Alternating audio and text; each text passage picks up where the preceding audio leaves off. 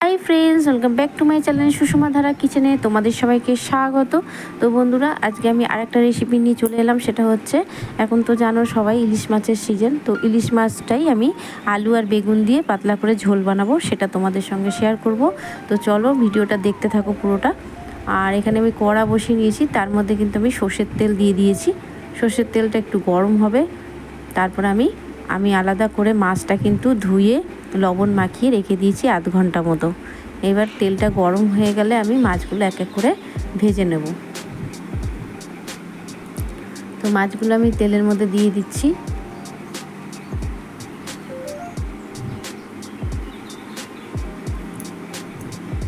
এবার মাছগুলো একটু উল্টে পাল্টে ভেজে নেব ভালো করে। বেশি ভাজবো না, যেহেতু ইলিশ মাছ বেশি ভাজলে ভালো লাগে না, ইলিশ মাছ একটু হালকাই ভাজতে হয়। তো আমি হালকাভাবেই ভাজবো, দেখতে থাকো।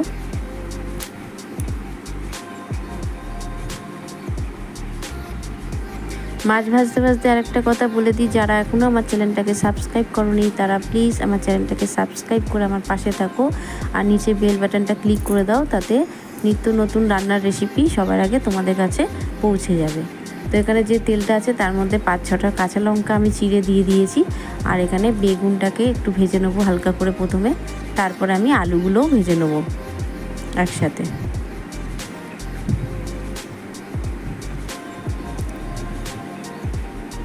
তো বেগুনটা দেখো ভাজা ভাজা হয়ে গেছে। এবার আমি আলুটাও দিয়ে দিলাম, আলুটাকেও বেগুনের সাথে একটু ভেজে নেব।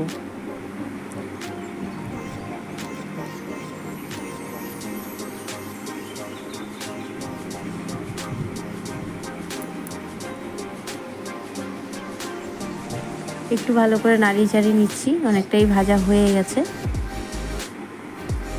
এখানে আমি সর্ষে পেস্ট করে রেখেছি, সর্ষে আর কাঁচা লঙ্কা, সেটা আমি দিয়ে দিলাম। তারপরে আমি এক এক করে মশলা দিয়ে দেবো। লঙ্কা গুঁড়ো দিয়ে দিলাম 2 চামচ মতো, হলুদ গুঁড়ো দিয়ে দিলাম 2 চামচ মতো, লবণ দিয়ে দিলাম পরিমাণ মতো। এবার এটাকে ভালো করে কষিয়ে নেব, মশলার সঙ্গে আলু বেগুনটাকে ভালো করে কষিয়ে নেব।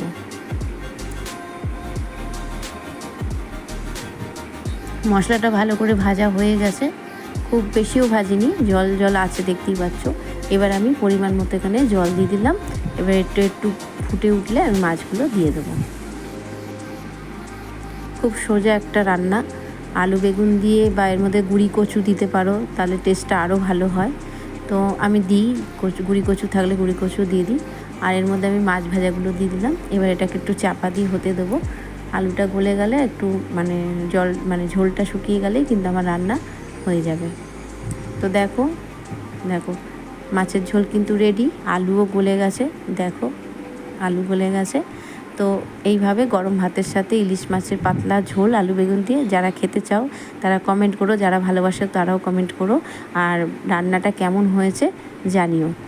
আর ভালো লাগলে একটা লাইক করে আমার পাশে থেকো। টাটা বন্ধুরা।